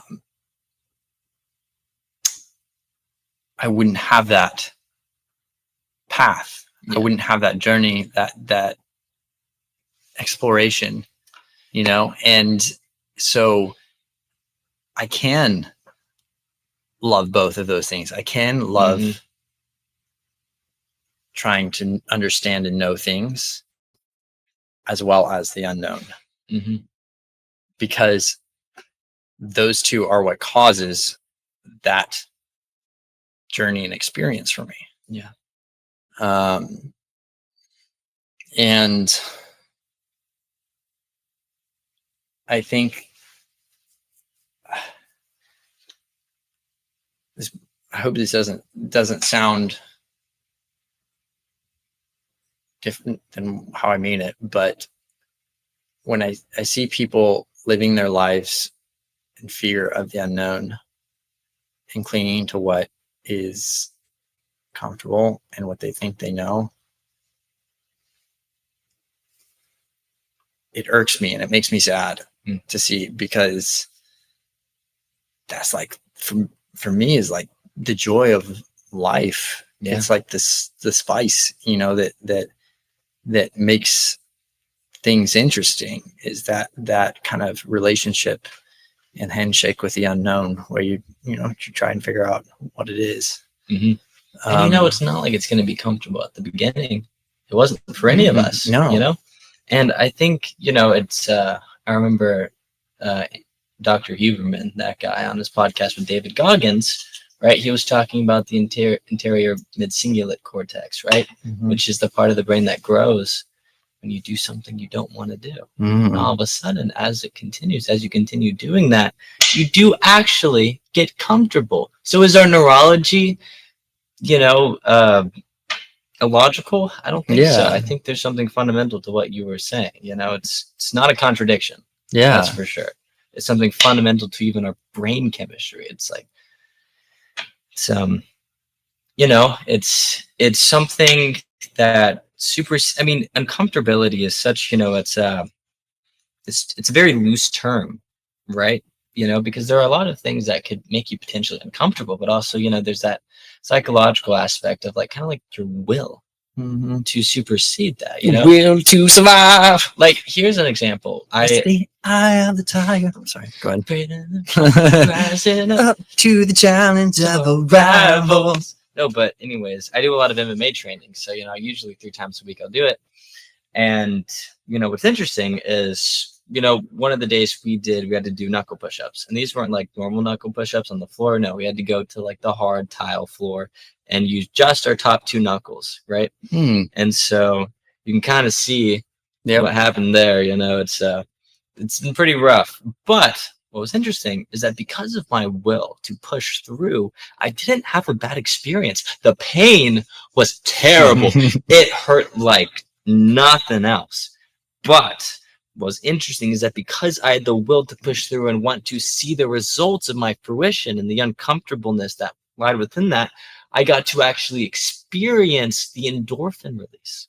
afterwards. And all of a sudden I felt like in a much clearer headspace. I felt like my cognitive state was very well afterwards, and I felt good. And then what's interesting is if I didn't have that will aspect of myself to push through that uncomfortableness, I would have never experienced that. And actually, I would have come away after doing 3 of them and been like, ow, that sucked. And I would have just had a terrible experience. You know, it's like that uncomfortability is what's going to lead to that satisfactory state that is necessary, I think, for continuing, you know, in these goal strivings, you know. So I think that's something that everyone needs to start doing personally. That's my advice. Yeah. I remember there was like, for a long time, I was clinging to a lot of the religious beliefs that I grew up with and that I was taught. A lot of the kind of stuff that I guess propaganda almost that it's just stuff that you hear and you repeat and you don't question, and it's everyone gets mad if you unkosher to question, exactly, kind of like political views. But for a long time I just kind of clung to those and didn't question like a good old boy. But and then it was around the time that I started developing a lot of my logical and mathematical processing abilities in order to process emotions, you know, better and that kind of stuff, while I was working on learning programming and whatnot. But one of the other things that happened around that time as a result was I started seeing, whether I wanted to or not, the illogical elements of those beliefs and those thoughts, and then started, as a result, having that questioning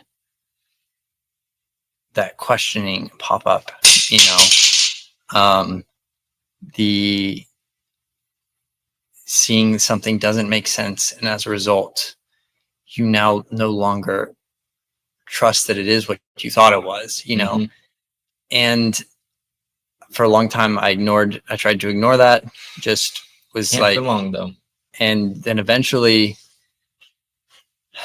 got to the point where too many things weren't making sense for me to ignore it any longer. Started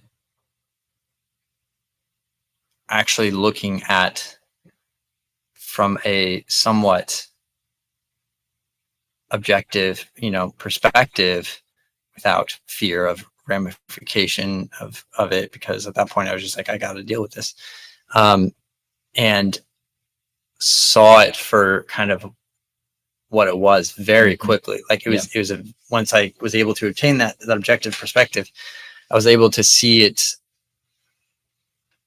like in its entirety for you know, in a very short period of time, and come to terms with it. And I realized after that process, I had been making myself so uncomfortable by clinging to that stuff, by clinging to that known and what I thought was comfortable and safe, rather than confronting it and processing it and actually trying to see it for what it was. That tiny bit of uncomfortability that went over, you know, the necessary threshold for that realization, that objective perspective, was probably a lot more freeing than staying in that enclosed state. No, it was a little uncomfortable at the beginning because of that like, oh, I'm a terrible person because I'm questioning this kind of stuff, you know, and you have those really uncomfortable elements as a result. But those, you know, kind of ironically are what eventually kind of helped prompt me to actually confront it. And then as a result, like, I no longer have any of those, have to deal with any of those that weird, uncomfortable, closed-minded attitudes and like chosen ignorance, you know? Yeah. And now it's funny, whenever I have to talk with people that are still in that state, I understand it because I was there, but that doesn't mean it doesn't piss me off any less. Like, it still pisses me off. You know, it's like, if I could just get you to reach the point that I reached so that you can start seeing this stuff from that perspective, it's going to make you feel so much better, and you're going to be able to, the world is going to be so much clearer to you. Like, you know, it's fascinating. You know, I'm not at the point to where it pisses me off, but I'm at the point to where I feel really saddened. Yeah. Like, it's kind of like an empathy, if you will, towards their intellectual ideas, if you want to call them intellectual. But lack thereof, maybe. It's you know, I'm of the idea that religion actually keeps people from having religious experiences. There's some there. I will admit there is obviously something more that characterizes fundamental orientation within the universe and with its subjective agents that I think we haven't discovered yet, that we can't see yet. But that doesn't mean you're talking about there's something more to the universe beyond what we can experience and see. Yes, but yes, is I would agree. that a man-made religion? Probably not. I tend to avoid using the word religion or religious at all. Yeah. Even if there's something I'm going to subscribe to and believe in, it's going to be something that I have sufficient evidence or lack of evidence to believe. And by that, I mean, like, the fact that there is a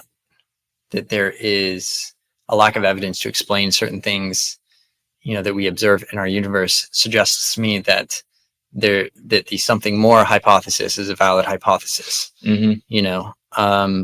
And so I don't believe in things because I feel it. I don't believe in things because it makes me comfortable or makes me feel good to do it. I believe in things because maybe it started with a feeling that turned into a observation, which turned into research, which turned into you know, something I understand consciously. But it's never just based off of a feeling. It's based off of data that has been processed. It's not an axiomatic belief that you don't fundamentally understand because of further inference. And I think if you stay there, I think that's bad. I think that's really terrible. It's like, why would you not process that any further? Like, you know, why would you stick with that feeling about something being the way that it is and then not seek to prove it? Yeah. And that's what religion is it's a comfortability with believing something without a seek to prove it. Oh yeah, for sure. And you know, it's like I do really like listening to atheist versus religious debates. I love them because, you know, I do like seeing where both sides are coming from, you know, and I can see the want on both sides for the most part for some sort of truth. You know, there are people, there are apologists, and there are, you know, other, you know, atheistic philosophers who are really genuine and have who have good conversations. It's just the axioms of their beliefs are different. So, you know, it's like, if you want to believe there's a God, I'm there in the sense that I have to word this very carefully because I wouldn't necessarily say I'm agnostic. All I was about to say is, like, I'm not atheist or Christian, but I would describe myself as agnostic because I am not disputing the possibility of there being a God or a higher being or a creator, of what we know. I just don't think he cares. And I don't particularly care as a result. It's actually that in another podcast. That's actually something we could potentially talk about, Yeah. And if actually we were a subset system of his creation, wasn't even an intentional design. Perhaps, yeah. Which like, is what's to say that it was you even know, intentional? and that there's actually a lot of ancient philosophy surrounding different ideas of that, and like different potential, philosophical ideas of like the evil God, or different things of that nature, which I think are actually really fun to look into, and I'm of the belief that if everybody always portrays, this one thing that lets you know is probably a figment of human psyche. Everyone always, no matter what religion, where it stems from, they always portray at least their primary God as, I'll qualify this, almost always. I'm not going to say always because I haven't looked at all religions, but almost always portray God as a loving, caring, like creator that actually gives a crap and pays attention. And to me, that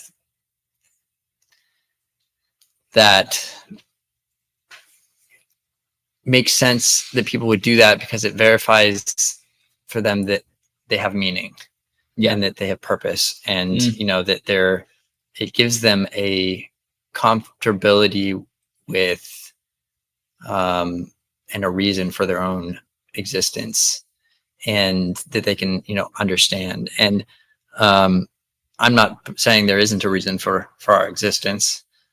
I wouldn't assert that because I don't know.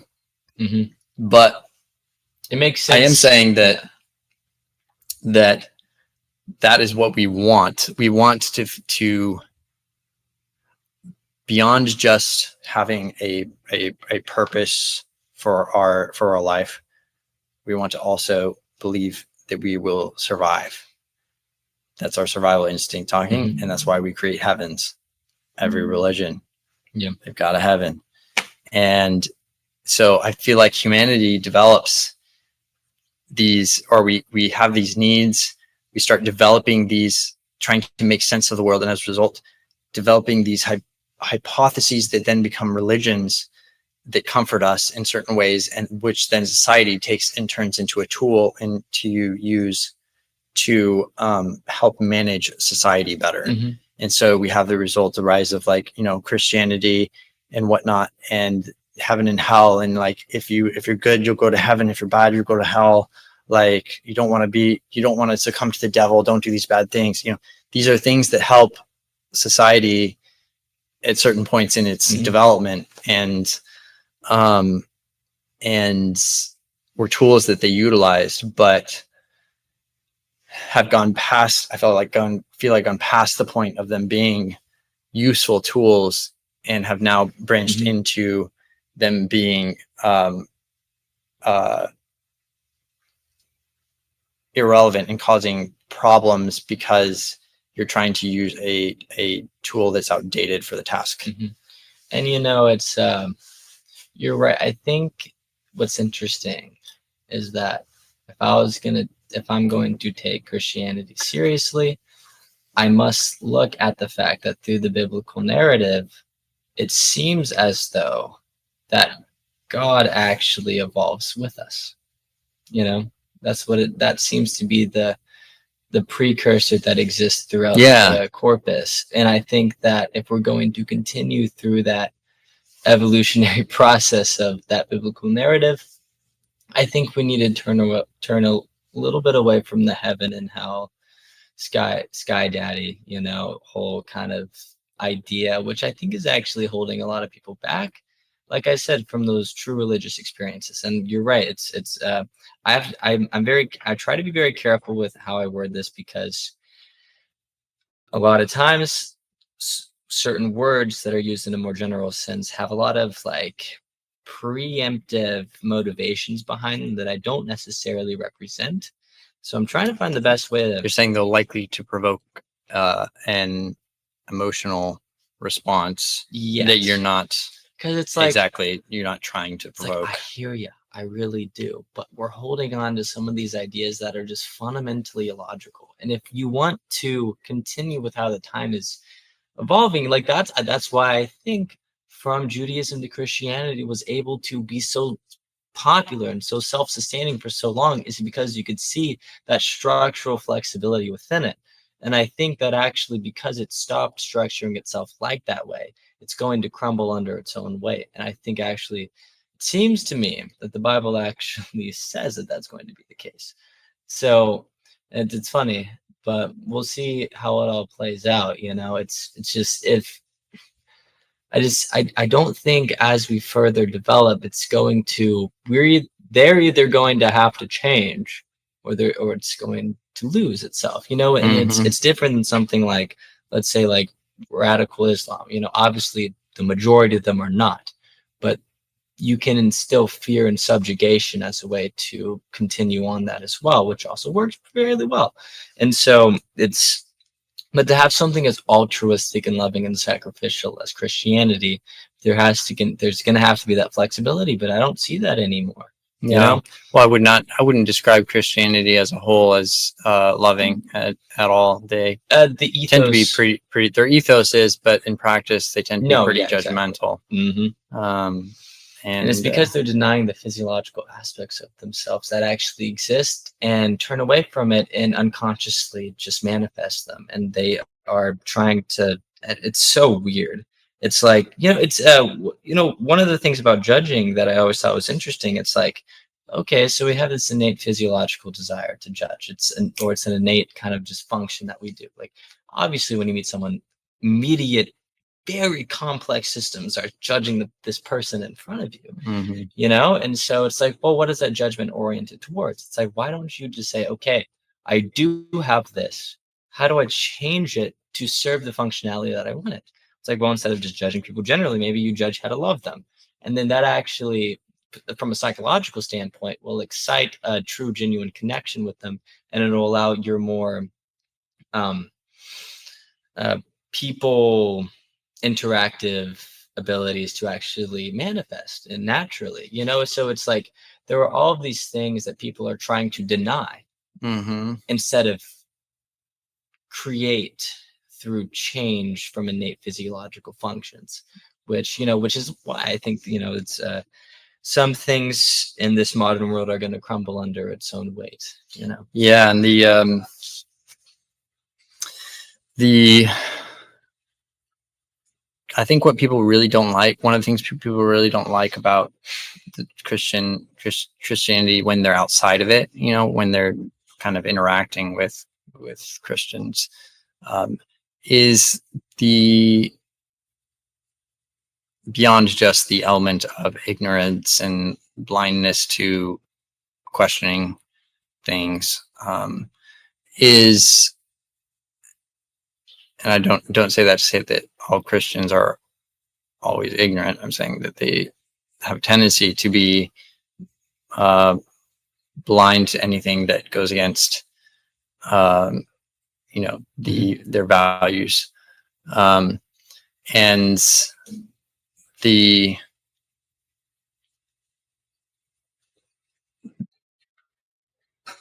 I think one of the reasons why people don't like being around them, other than those, is that they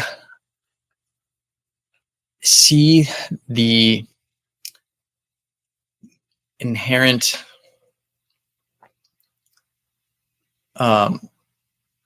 selfishness in the things that the Christians are doing, in the way that Christians interact with people,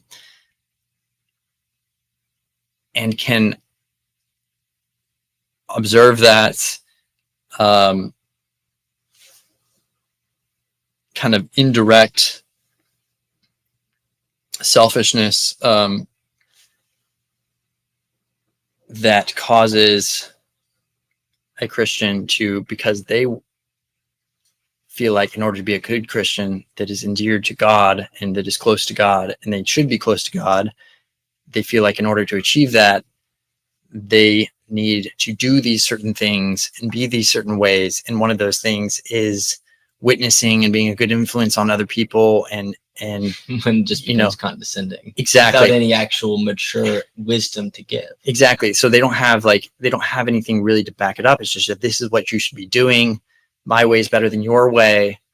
This is what I think is real, and I'm not going to talk to you about why and have that conversation. You just need to believe it. And they're doing all of that, believing themselves to be unselfish and altruistic and kind and loving because they're helping this person get saved and yada yada yada,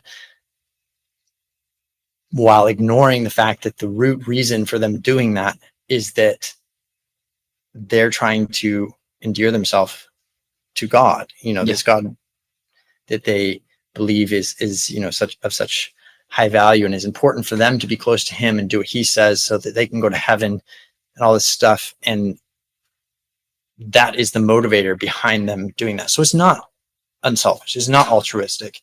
It is still is based in selfishness, which is fine. It's not that that's not fine.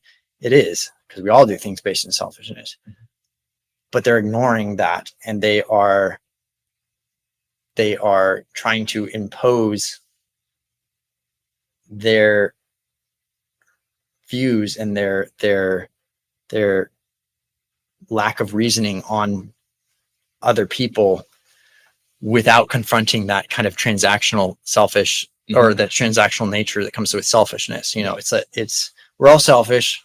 If I do things to help other people, if I do something to help somebody fix their car, I pay for something for them or whatever, I don't care how many levels removed that is, that still an act of selfishness, because in some way or another, either I'm expecting to get something back or I feel better about myself because of that, and I feel like I'm more worthwhile as a human being because I did that.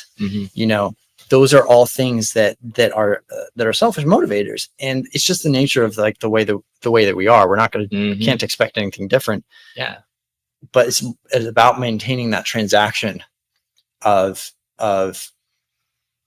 I do something for you, and ideally you do something for me. I'm not going to ask you to do something for me, and I'm fine with giving like freebie, so to speak. Like giving something out. What the response is. Yeah, and I think that recognizing that kind of element to our nature is important, because it helps you maintain an accurate, realistic perspective on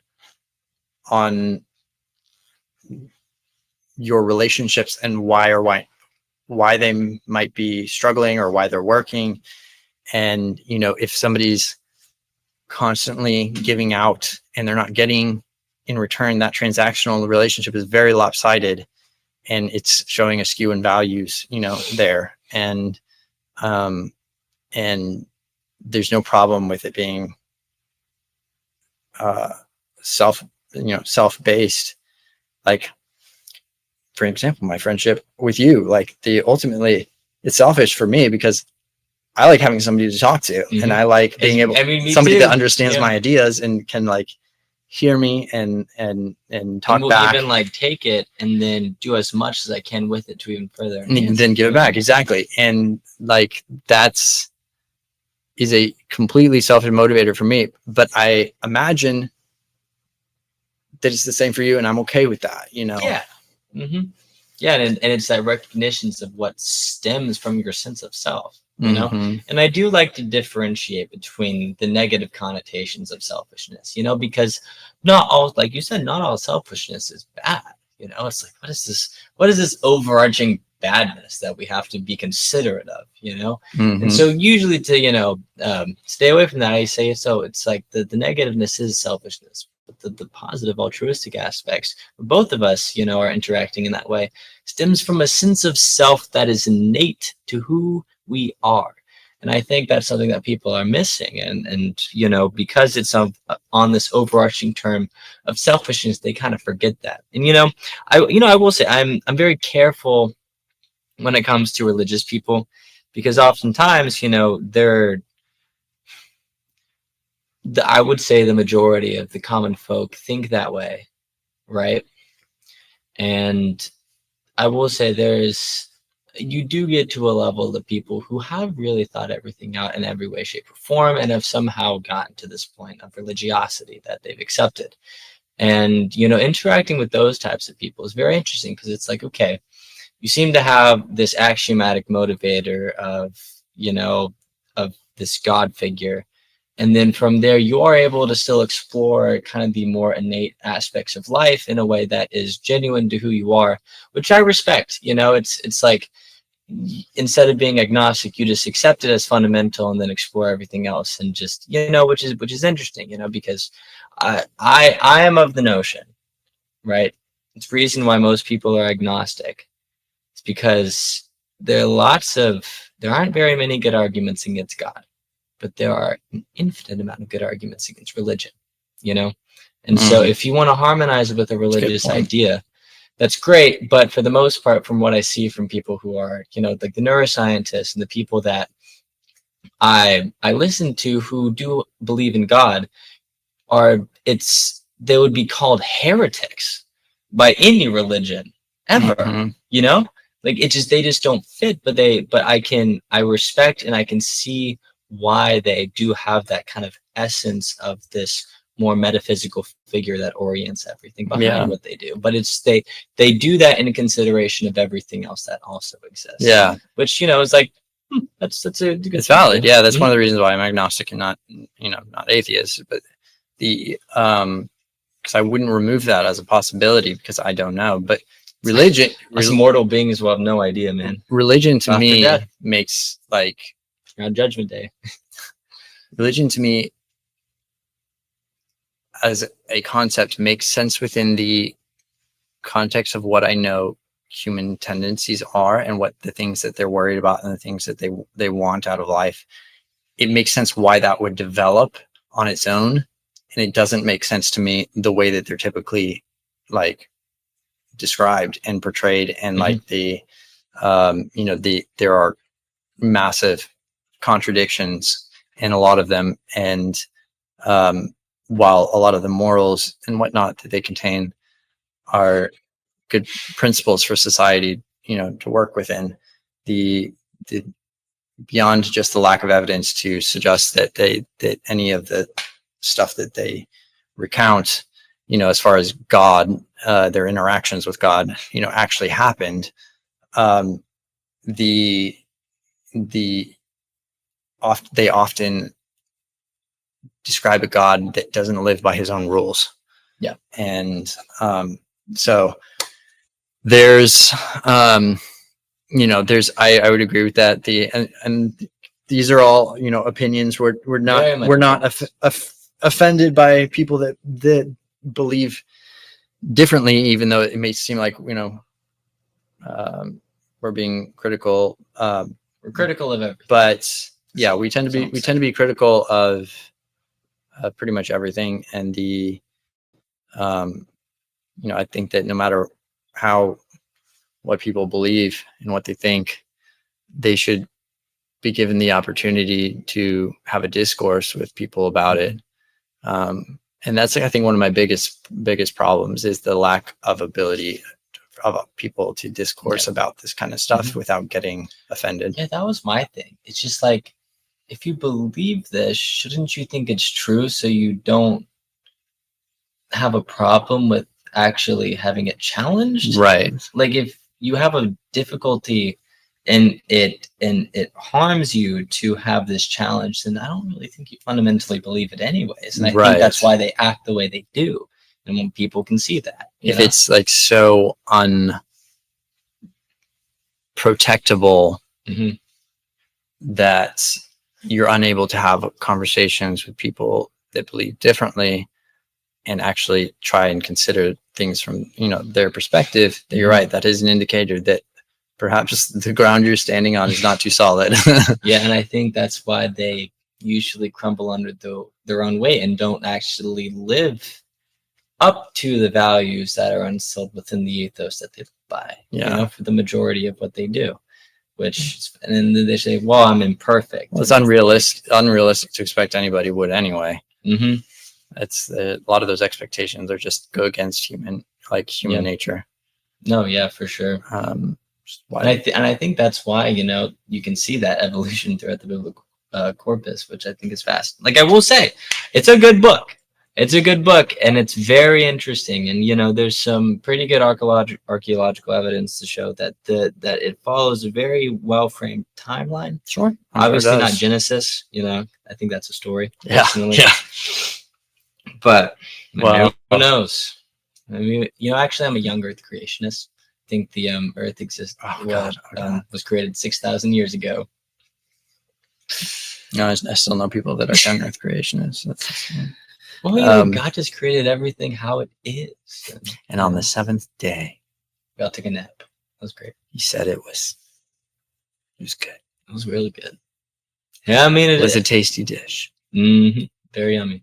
Mm-hmm. But anyway, all righty. Well, I think that's going to conclude it for today. For this podcast. Yeah. Yes. We actually, we were trying something new kind of this time, mm-hmm. where we decided to just let ourselves converse and see where the conversational flow took us, rather than kind of having objectives going into it. And a few tiny objectives, but even you just look at paper and whatnot and just went wherever we wanted with it. Yeah. And personally, I loved the flow this time. It was a lot of fun. That wave, like it should be. I don't know if we actually covered many topics or if we covered a whole bunch of topics. I'm really not sure. I think they were fairly all interconnected with each other. Yeah, they were. The majority of it all, like you said, it flowed. Yeah. So, we'll probably continue with that format and see how we like it. If anybody watches and has a thought on it, feel free to let us know. We'd love to hear it. Anyway, we will catch you guys next week, most likely. We may have coming up here, we may have some new cameras. Ooh. Mm. They're gonna be pretty cool. So, get ready for some upgraded visuals here. Mm-hmm. And we will talk to you guys then. Thanks for joining. See ya.